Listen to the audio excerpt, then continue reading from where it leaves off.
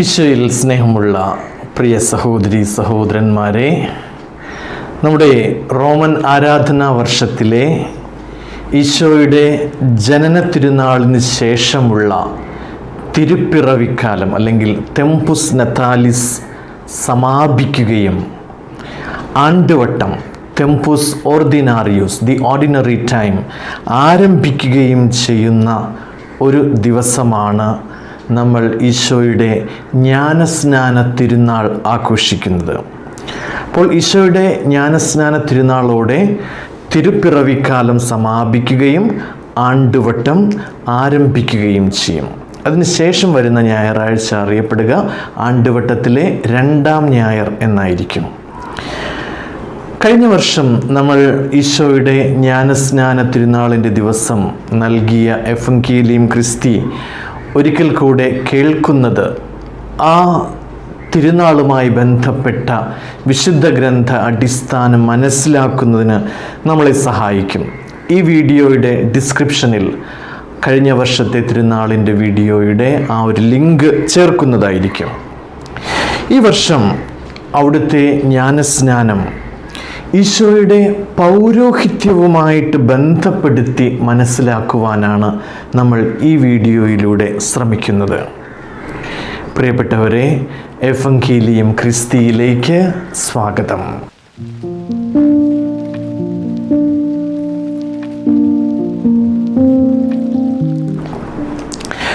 രണ്ടാഴ്ച മുൻപാണ് നമ്മൾ ഈശോയുടെ ജനന തിരുനാൾ, അതായത് ഈശോയെ നമ്മൾ ഒരു ശിശുവായി കണ്ട് ആരാധിച്ച ദിവസം നമ്മൾ പിന്നിട്ടത്. ഇന്നാകട്ടെ നമ്മൾ ഈശോയെ ഒരു പ്രായപൂർത്തിയായ ഒരു യുവാവായി കാണുകയാണ്. ഒരു യുവാവ് എന്ന നിലയിൽ യേശു തൻ്റെ പരസ്യ ജീവിതം ആരംഭിക്കുന്നു.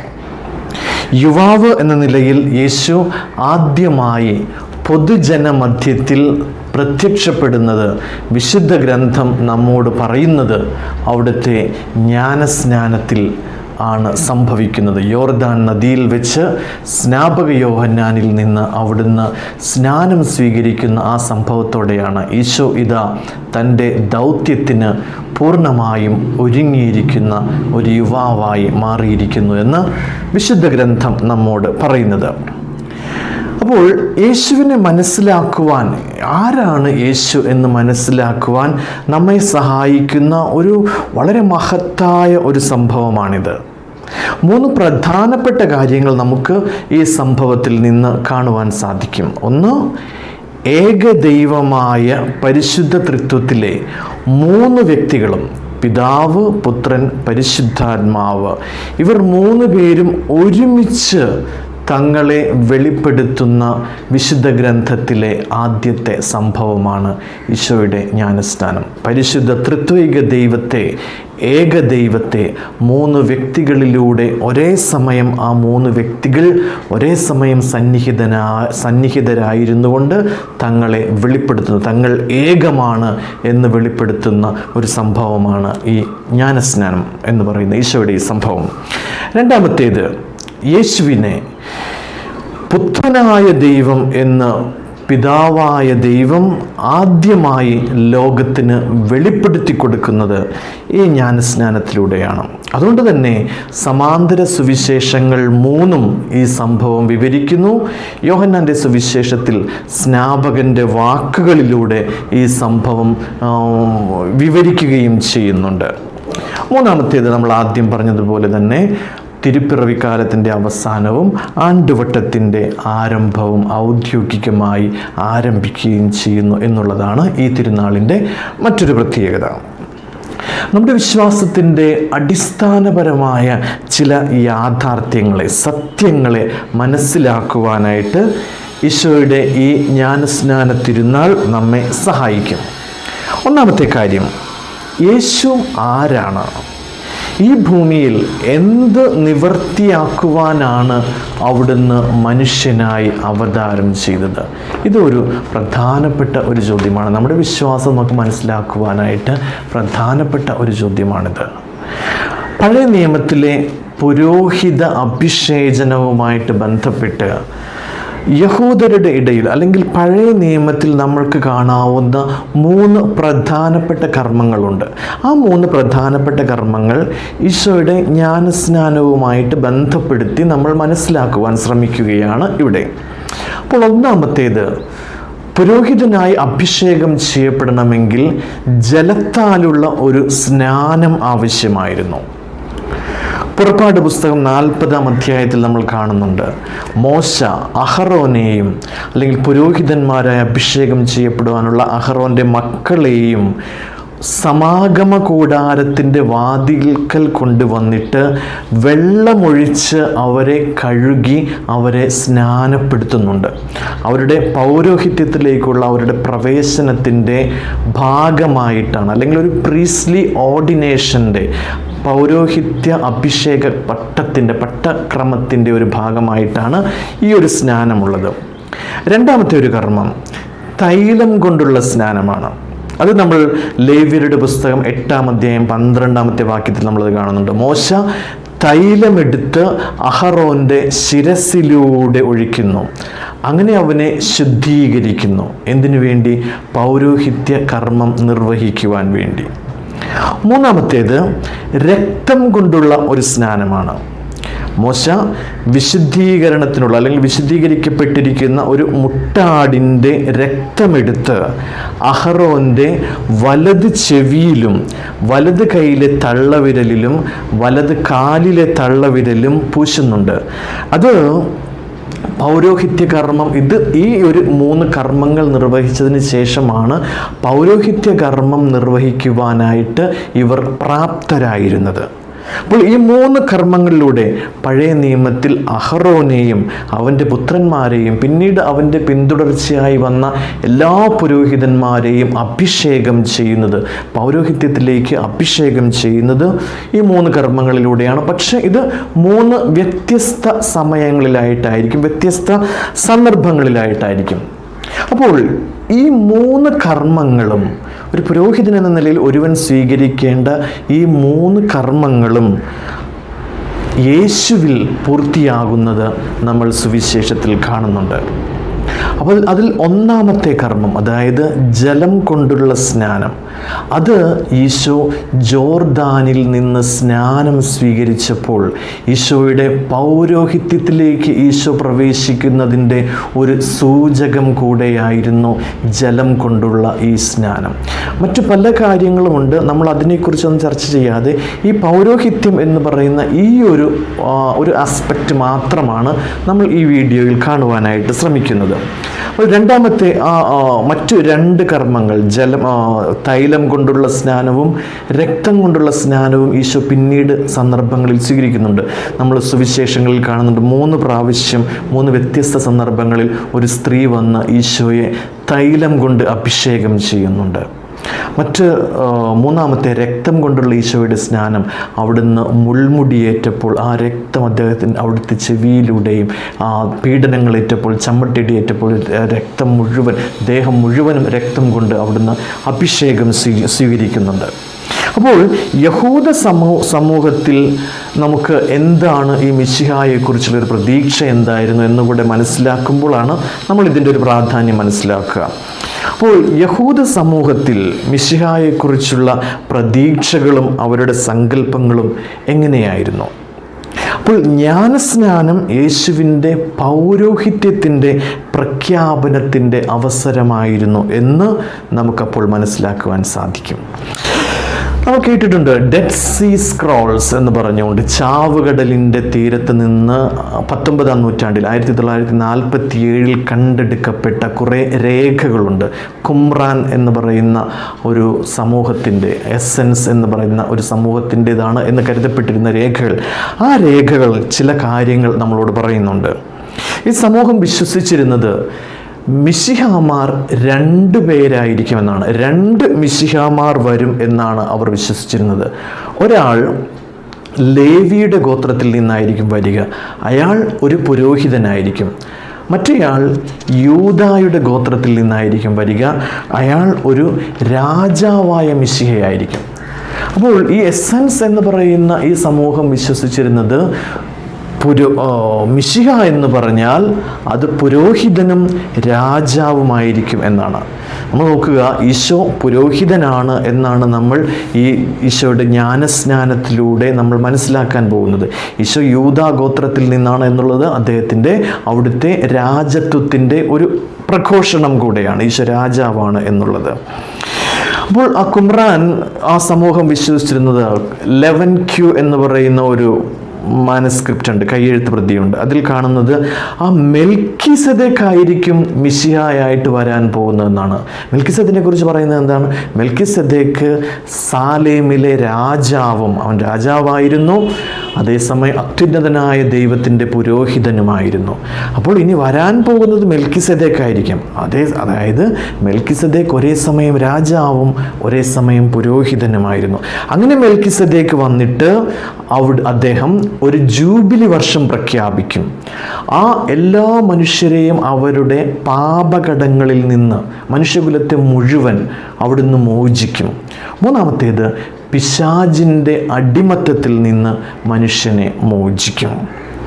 അപ്പോൾ ഈ കാര്യങ്ങളെല്ലാം നമുക്ക് ഈശോയുടെ ഈ ജ്ഞാനസ്നാനം എന്ന് പറയുന്ന ഈ സംഭവം മനസ്സിലാക്കുവാനായിട്ട്, അത് എങ്ങനെയാണ് അവിടുത്തെ പൗരോഹിത്യ അഭിഷേചനമായിട്ട് മാറുന്നത് എന്ന് മനസ്സിലാക്കുവാനായിട്ട് നമ്മെ സഹായിക്കും. എന്നാൽ ഒരു കാര്യം നമ്മൾ ഓർക്കുക, ഈശോ അഹറോൻ്റെ ക്രമത്തിലുള്ള ഒരു പുരോഹിതൻ ആയിരുന്നില്ല. ഈശോയുടെ പൗരോഹിത്യം എന്ന് പറയുന്നത് അഹറോൻ്റെ ക്രമത്തിലുള്ള ഒരു പൗരോഹിത്യമല്ല, മറിച്ച് മെൽക്കിസെദെക്കിൻ്റെ ക്രമപ്രകാരമുള്ള ഒരു പൗരോഹിത്യമായിരുന്നു. ഇനി ലൂക്ക അതിൽ എന്താണ് കൂടുതലായി ചേർക്കുവാനായിട്ട് ആഗ്രഹിക്കുന്നത്? അപ്പോൾ നമുക്ക് നോക്കാം. ഇസ്രായേലിൻ്റെ മുഖ്യ പുരോഹിതൻ എന്നാൽ ഒരു സിൻ ബെയറർ, പാപം വഹിക്കുന്നവൻ ആയിരുന്നു. അതായത് ലേവ്യരുടെ പുസ്തകം 16-ാം അധ്യായത്തിൽ നമ്മൾ കാണുന്നുണ്ട്, ഓരോ വർഷവും ഇസ്രായേൽ ജനത്തിൻ്റെ പാപങ്ങൾ മുഴുവനും മുഖ്യ പുരോഹിതൻ്റെ മേൽ ഒരുമിച്ച് കൂട്ടും. അതെല്ലാം മുഖ്യ പുരോഹിതൻ്റെ മേൽ കുന്നുകൂട്ടപ്പെടും. ആ പാപങ്ങളെല്ലാം പാപപരിഹാര ദിനം, ദ ഡേ ഓഫ് അറ്റോൺമെൻറ്റിൽ പുരോഹിതനാകട്ടെ അത് മുഴുവൻ ഒരു കോലാടിൻ്റെ മേൽ കൈകൾ വെച്ച് ആ കോലാടിൻ്റെ മേലേക്ക് അത് ചാർത്തിയിട്ട് ആ കോലാടിനെ മരുഭൂമിയിലേക്ക് വിടുമായിരുന്നു. പാപപരിഹാര ദിവസം, ദ ഡേ ഓഫ് അറ്റോൺമെൻറ്റ് എന്നാണ് ഇത് അറിയപ്പെട്ടിരുന്നത്. അപ്പോൾ അന്നാണ് ഇത് നിർവഹിച്ചിരുന്നത്. യഹൂദർ തങ്ങൾക്ക് ഒരേ ഒരു ദിവസമാണ് ഉപവസിക്കേണ്ടിയിരുന്നത്. ആ ഉപവസിക്കേണ്ട ദിവസമാണ് ഈ ദ ഡേ ഓഫ് അറ്റോൺമെൻറ്റ് എന്ന് പറയപ്പെടുന്നത്. അപ്പോൾ നോക്കുക, ലൂക്ക പറയുന്നു, ജ്ഞാനസ്നാനം സ്വീകരിച്ച ഉടനെ തന്നെ യേശു തൻ്റെ ദൗത്യം ആരംഭിക്കുന്നു. എങ്ങോട്ടാണ് യേശു ദൗത്യം ആരംഭിക്കാനായിട്ട് പോകുന്നത്? മരുഭൂമിയിലേക്ക്. എപ്പോഴാണ് ഈശോ അങ്ങോട്ട് ആ ജ്ഞാനസ്നാനം ഈശോ ആരംഭിക്കുന്നത്? 30-ാമത്തെ വയസ്സിൽ. ലൂക്ക വളരെ വ്യക്തമായിട്ട് എഴുതുന്നുണ്ട്, 30-ാമത്തെ വയസ്സിൽ. സംഖ്യാപുസ്തകത്തിൽ നമ്മൾ കാണുന്നുണ്ട് 4-ാം അധ്യായം 34-ാമത്തെ വാക്യത്തിൽ, സമാഗമ കൂടാരത്തിൽ വെച്ച് അഹറോനെയും പുത്രന്മാരെയും പുരോഹിതന്മാരായി അഭിഷേകം ചെയ്യുമ്പോൾ അവർ പൗരോഹിത്യ ശുശ്രൂഷ സ്വീകരിക്കണമെങ്കിൽ അവർക്ക് 30 വയസ്സായിരിക്കണമെന്നാണ് പറയുന്നത്. 30 വയസ്സ്. അങ്ങനെ 30 വയസ്സായവരെയാണ് സമാഗമ കൂടാരത്തിൻ്റെ വാതിക്കൽ വെച്ച് ജലം കൊണ്ട് സ്നാനം നൽകിയിരുന്നത്. ഇപ്പോൾ ഈശോ ഇവിടെ 30 വയസ്സായപ്പോൾ യോഹന്നാനിൽ നിന്ന് ജലം കൊണ്ട് സ്നാനമേറ്റിട്ട് മരുഭൂമിയിലേക്ക് പോവുകയാണ്, അദ്ദേഹത്തിൻ്റെ പൗരോഹിത്യത്തിൻ്റെ ദൗത്യം നിർവഹിക്കുവാനായിട്ട്. അതാണ് നമ്മൾ ഈശോയിൽ നമ്മൾ കാണുന്നത്. യേശുവിൻ്റെ ജ്ഞാനസ്നാന സമയത്ത് പിതാവായ ദൈവം യേശുവിനെ ദൈവത്തിൻ്റെ പുത്രൻ, എൻ്റെ പുത്രൻ എന്ന് പ്രഖ്യാപിക്കുന്നുണ്ട്. അപ്പോൾ സഭാപിതാക്കന്മാർ ഈ ദൈവപിതാവിൻ്റെ ഈ വാക്കുകൾ, അത് സഭാപിതാക്കന്മാർ അത് വ്യാഖ്യാനിക്കുന്നത് 2 പഴയ നിയമ ഗ്രന്ഥങ്ങൾ വെച്ചുകൊണ്ടാണ്. ഒന്നാമത്തേത് സങ്കീർത്തനം, 2-ാമത്തെ സങ്കീർത്തനം 7-ാമത്തെ വാക്യം. അവിടെ ഇങ്ങനെ പറയുന്നുണ്ട്, അത് അഭിഷിക്തന്മാരെക്കുറിച്ച്, പുരോഹിതന്മാരെക്കുറിച്ച് പറയുന്ന ഒരു സാഹചര്യത്തിലാണ് അത് പറയുന്നത്. നീ എൻ്റെ പുത്രനാണ്, ഇന്ന് ഞാൻ നിനക്ക് ജന്മം നൽകിയിരിക്കുന്നു. അതുപോലെ ഇസയാസ് പ്രവാചകൻ പറയുന്ന കർത്താവിൻ്റെ സഹനദാസൻ, 42-ാം അധ്യായം 1-ാമത്തെ വാക്യം. അവിടെ ഇങ്ങനെയാണ് പറഞ്ഞിരിക്കുന്നത്, ഞാൻ തെരഞ്ഞെടുത്ത എൻ്റെ പ്രീതിപാത്രം, with whom I am well pleased. ഞാൻ തിരഞ്ഞെടുത്ത എൻ്റെ പ്രീതിപാത്രം. അപ്പോൾ നോക്കുക, ആ രണ്ട് കാര്യങ്ങളാണ് പിതാവിൻ്റെ ഈ ജ്ഞാനസ്നാന സമയത്ത് പിതാവിൻ്റെ വാക്കിലൂടെ ഇവിടെ നിറയുന്നത്. നീ എൻ്റെ പ്രിയപുത്രൻ, നിന്നിൽ ഞാൻ പ്രീതിപ്പെട്ടിരിക്കുന്നു, പ്രസാദിച്ചിരിക്കുന്നു, ഐ ആം വെൽ പ്ലീസ്ഡ്. അപ്പോൾ നോക്കുക, അവിടെ ഈശോയെക്കുറിച്ച് പറയുന്ന ഒന്നാമത്തേത് അഭിഷിക്തനെ കുറിച്ച് പറയുന്ന, അതായത് പുരോഹിതനെ കുറിച്ച് പറയുന്ന ഒരു കോണ്ടെക്സ്റ്റിലും, മറ്റത് പറയുന്നത് ഈ പുരോഹിതൻ തൻ്റെ ബലി അർപ്പിക്കുന്നത് സ്വയം സഹനത്തിലൂടെയും മരണത്തിലൂടെയും സ്വയം ബലിയായി അർപ്പിച്ചുകൊണ്ടാണ് എന്നുകൂടെ ഒരു അർത്ഥം ഇവിടെ ലഭിക്കുന്നുണ്ട്. അപ്പോൾ യേശുവിൻ്റെ ജ്ഞാനസ്നാനത്തിൻ്റെ വിവരണം നൽകിയതിന് ശേഷം ലൂക്ക ഉടനെ ചെയ്യുന്നത് എന്താണ്? ലൂക്ക പിന്നെ വിവരിക്കുന്നത് ഈശോയുടെ വംശാവലിയാണ്, വംശാവലി. അപ്പോൾ പഴയ നിയമത്തിലെ പുരോഹിതന്മാർ തങ്ങൾ അഹറോൻ്റെ ഗോത്രത്തിൽ നിന്ന്, അല്ലെങ്കിൽ അഹറോൻ്റെ വംശാവലിയിൽ നിന്നാണ് തങ്ങൾ വരുന്നത് എന്ന് അവർക്ക് തെളിയിക്കേണ്ടിയിരുന്നു. എങ്കിൽ മാത്രമേ പൗരോഹിത്യ ധർമ്മം അനുഷ്ഠിക്കുവാനായിട്ട് അവരെ അനുവദിച്ചിരുന്നുള്ളൂ. അപ്പോൾ ലൂക്ക ജ്ഞാനസ്നാനത്തിന് ശേഷം ഈശോയുടെ വംശാവലിയുടെ വിവരണം നൽകുന്നതിലൂടെ ഉദ്ദേശിക്കുക, ജലത്തിൽ നിന്ന് അവിടുന്ന് സ്വീകരിച്ച ജ്ഞാനസ്നാനം അഹറോനും മക്കളും മറ്റു പുരോഹിതരും ശുശ്രൂഷ സ്വീകരിക്കുന്നതിന് മുൻപ് സ്വീകരിച്ച സ്നാനത്തോട് ചേർത്ത് വയ്ക്കുകയും ചെയ്യുകയാണ്. അപ്പോൾ എവിടെ നിന്നാണ് അവിടുത്തെ പൗരോഹിത്യം ഉത്ഭവിക്കുന്നത് എന്നുകൂടെ വ്യക്തമാക്കുകയാണ് ഈശോ ലൂക്ക വംശാവലി, ആ ജ്ഞാനസ്നാനം സ്വീകരിച്ച ഉടനെ തന്നെ ഈശോയുടെ വംശാവലി നൽകുന്നതിലൂടെ. അപ്പോൾ അവിടെ ലൂക്ക വ്യക്തമായിട്ടൊരു കാര്യം പറയാൻ ആഗ്രഹിക്കുന്നുണ്ട്. എന്നാൽ യേശു അഹറോൻ്റെ വംശത്തിൽ നിന്നുള്ള ഒരു പുരോഹിതനല്ല. അഹറോനിക പൗരോഹിത്യത്തിൽ നിന്ന് വ്യത്യസ്തമായി ഉള്ള ഒരു വംശാവലിയാണ് യേശുവിൻ്റേത്. യേശു യൂദായുടെ വംശത്തിൽ നിന്നുള്ളവനാണ് എന്ന് വംശാവലിയിലൂടെ ലൂക്ക തെളിയിക്കുകയാണ്. അങ്ങനെയെങ്കിൽ യൂദായുടെ വംശത്തിൽ നിന്നുള്ളവനാണ് എങ്കിൽ ഈശോയ്ക്ക് ഒരു പുരോഹിതനായിരിക്കാൻ സാധിക്കുമോ? എന്നാൽ വംശാവലിയിലൂടെ ലൂക്ക പറയുക, ഈ പുരോഹിതൻ അഹറോൻ്റെ ക്രമത്തിനേക്കാൾ മുൻപുള്ള ഒരു ക്രമത്തിൻ്റെ പുരോഹിതനാണ്.